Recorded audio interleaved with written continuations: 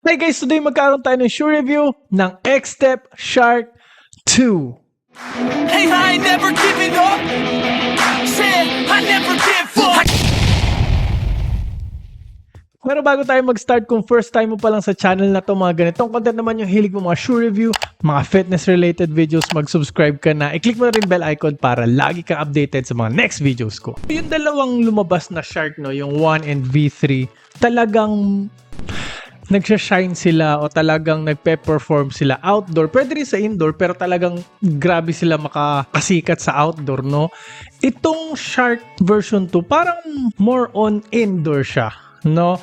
Pero halos pantay-pantay sila sa performance. Iba-ibang court lang sila. Maganda ipanlaro. Lahat magaganda and parang nakakalamang siya sa mga materials na ginamit kaysa sa X-Step Shark 1 na mesh lang yung ginamit, no? Nag-uusapan na natin yung material, no? Pumunta na nga tayo sa aesthetic and material, no? Meron pong tatlong colorway itong Shark 2. High cut po siya, kaya nga lagi ko sinasabi na parang suitable ito sa mga forward sa mga centers, no? Gumamit ito ng parang knit uppers. Ang nakalagay dito, no? The upper is made of strong textured fabric with a bionic design like shark skin. So yun yung parang ano nila, inspiration, no, yung shark skin. Kung titignan naman talaga aesthetically, no, parang medyo mukha talaga siyang shark. Talagang parang pinag-isipan para magmukhang parang shark. Marami po siyang TPU plate, no, dito umaangat, tapos pati sa heel counter, no, meron siyang external heel counter na TPU din. Gumamit po ng dynamic foam. Gumamit din ng parang semi-translucent na rubber dito. Pero hindi po lahat yung ibang colorway solid din. Dalawang colorway solid rubber. And ito pa guys, sa ganitong price point, magugulat kayo kasi meron po siyang carbon lodi. Ayan, no? Yan, itim na yun. Kitang-kita nyo yan, no? Naka-carbon fiber po siya sa ganitong price point. Oh my God. Maliit lang siya, pero ramdam eh. Parang siguro isang ano lang siya, sheet, pero okay pa din. Ramdam ko pa rin yung torsion plate. Mamaya pag-uusapan natin yan, no? And nung sinuot ko to talaga sa court, maraming nakapansin kagad. And nagulat sila sa quality nung sinabi ko yung price, and humahanga sila so far sa X-Step, lalo na sa Shark na series ng X-Step, no? So dahil dyan guys, sa ganitong price point, 10 out of 10 po. For me, panalong-panalo siya, aesthetic and material. Traction and outsole na po tayo. Ito ang isa sa pinakamaingay na sapatos na nasuot ko. Sobrang ingay talaga sa court, papansin. And hindi lang siya puro ingay. Top tier din po talaga yung kanyang traction. Yung iba kasi maingay lang eh. Parang bibig ng misis mo, maingay lang. Ako mapagalitan ako ng misis mo. Pero ito guys, maingay. Pero stop on a dime. Minsan nga sobrang stop pa eh. Lalo na itong translucent na, semi-translucent na rubber, no? Yung pattern niya, parang mga maraming X. Ang parang downside lang, medyo nag-a-attract siya ng dust. Pero madali lang naman punasan, no? Pupunasan mo lang, and kahit dusty, yung performance hindi nagbabago. So because of that, bibigyan ko po siya ng 9.5 out of 10. Sa traction and outsole. Next, punta na tayo sa safety and support.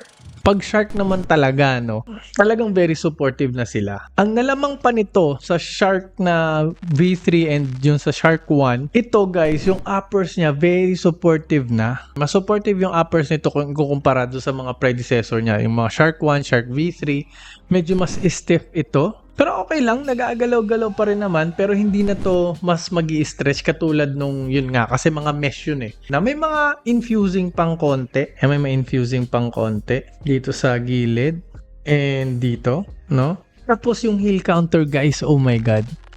Ito yung tinatawag ko laging perfect heel counter. Pag yung heel counter mo perfect, napaka baba ng risk na matapilok ka.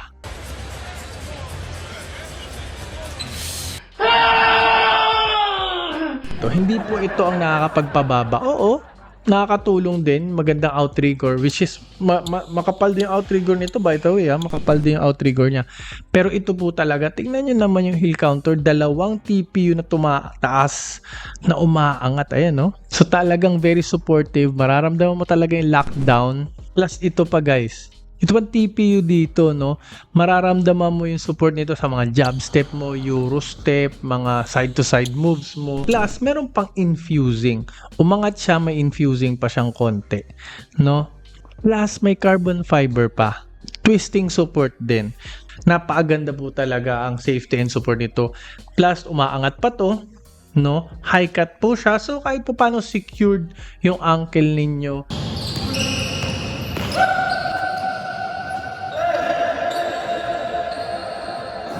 So dahil dyan, safety and support, 10 out of 10 na naman po ulit. Next, fit and comfort tayo. Ito na naman, isa na naman sa kanya mga strong point. So guys, sa Achilles, ayan, may padding na makapal. Itong itim na to, no? Niyayakap niya yung heel mo, yung Achilles heel mo, no? And isa pa to, napakaganda ng pakiramdam sa loob.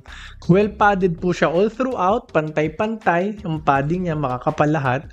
And yung dito sa toe area, kasi wide po siya, no? Saktong-sakto yung pakiramdam ng mga daliri ko. Ayaw ko kasi nung sobrang luwag, na parang nakakatumbling-tumbling. Ayaw ko rin naman na sobrang sikip, parang malazi up. Ito, saktong-sakto lang. Marami ring forefoot flex. Malambot pa rin naman. Heel to toe transition, tingnan nyo naman yan.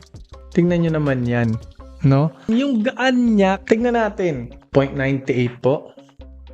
Kita ba? Yun. Magaan po siya para sa high cut. No, ang galing talaga ng material nito considering no, napakadami niyang TPU plate. Ine-expect ko na mabigat siya.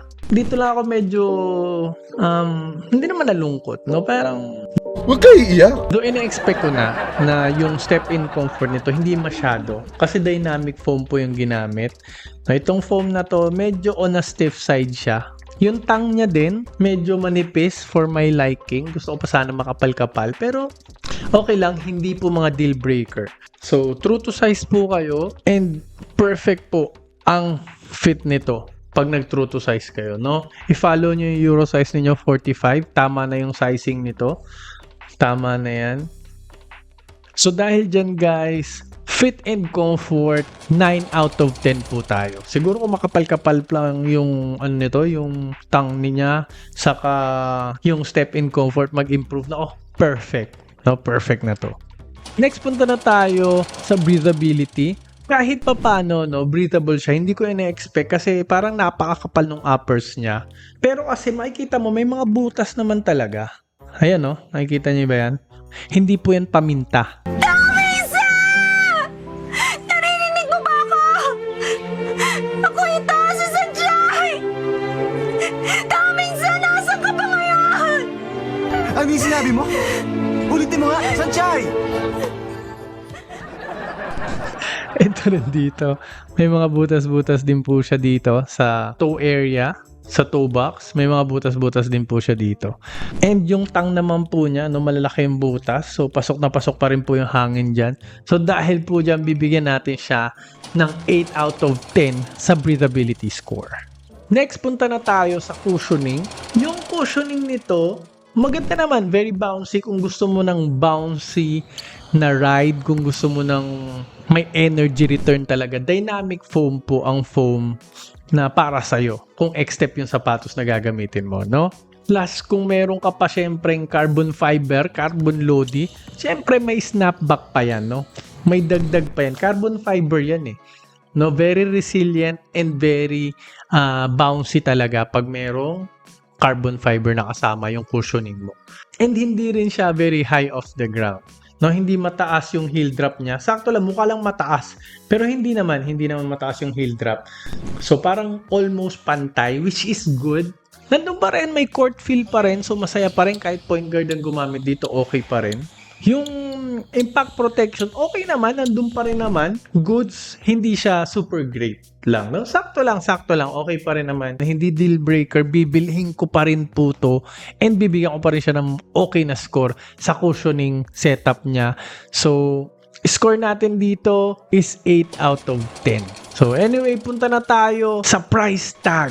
No, almost the same pa to dati sa presyo ng Shark 1 and V3 nung lumabas yun, no? Mga nasa 3,300, ganun, no? Minsan nga lang, nasa 2,800 na lang yata to eh, no? 2,900, no? Pag may voucher ka, bumababa pa. Hindi ko alam, parang umaabot pa yata ng 2,800 nga, no? So, yung ganung presyo, naka-carbon fiber ka na, ganito na yung uppers mo, ganito na yung quality ng sapatos, puro TPU plate, ganito magaan, ganitong traction. Hindi na natin kailangan patagalin pa. 10 out of 10 po talaga tayo sa price tag nito kasi worth it, bang for the buck. May reason kung bakit ko to nilagay sa top 8 ko ng bigs nang hindi pa nakakagawa ng performance video, no? Hindi ko pa to nagagawa. Sinama ko na siya kasi talagang humanga ako dito, no? So talagang ma-encourage ko kayo na matry nyo to, bilhin nyo na, anyway mura lang. Kung kailangan nyo ng extra na sapatos, budget friendly po siya. Maglalagay po ako ng link dyan sa baba. Trusted seller po, Shopee, Lazada, Xstep shop po mismo yan, Xstep store. I-click nyo na po agad. Hindi po kayo magsisisi, hindi po ako mapapahiya. Okay, pero kung naghahanap pa kayo ng mga pang forward center na sapatos from Xstep, maglalagay po ako dito ng link, pindutin nyo po yan, and yung bilog dito, huwag nyo kakalimutan pindutin para makasubscribe po agad kayo para lagi kayo updated sa mga next videos ko. Marami pong salamat sa panonood, mag-ingat po kayo palagi and lagi nyo rin pong tatandaan to always drink your protein. Bye!